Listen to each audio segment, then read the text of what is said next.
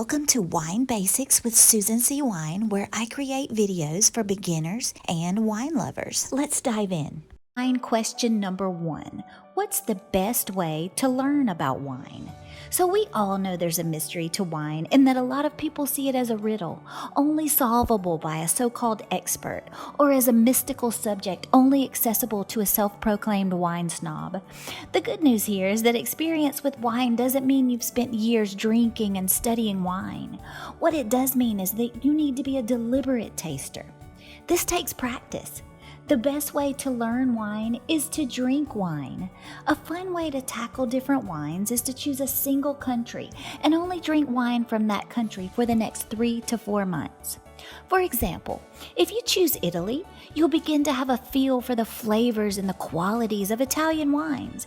You're not only building up your wine knowledge about a certain country, but you'll have a chance to know the flavors that are your favorites and the ones you aren't so crazy about.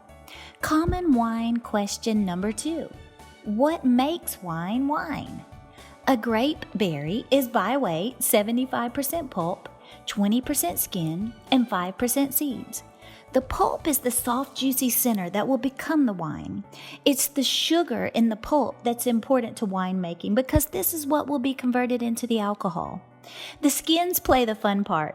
They're responsible for the wine's aroma, flavor, and its color. Now let's take a look at a fun fact. How much wine does one grapevine make? One vine yields 18 pounds of grapes. One vine makes 6 bottles of wine. 1 acre has 450 vines.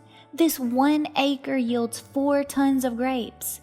These 4 tons of grapes make 240 glasses of wine, and 1 bottle of wine pours 5 glasses. Here are the building blocks of any wine: alcohol, acid, fruitiness, dryness, and sweetness. Let's look at alcohol. The riper the grapes are, the more sugar they contain, the higher the alcohol. Why is this important? This is important in determining what type of wine you prefer, because the more alcohol in a wine, the fuller the body of the wine. So less alcohol, less body. As an example, let's take a look at a Chardonnay. A Chardonnay is a white type of wine. Within this Chardonnay type, there are 3 styles: light-bodied, medium-bodied, and full-bodied.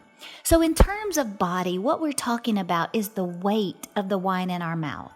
We all have our own natural preferences. In learning your personal preference, it will help you to choose the style of Chardonnay you like. For example, you will find that a light-bodied Chardonnay will have flavors of citrus and apple. With a medium-bodied Chard, you can expect apricots, peaches, and melons. And with a full-bodied Chardonnay, you'll get more tropical fruits such as pineapple and mango. And there are some of my most common questions about wine, as well as some fun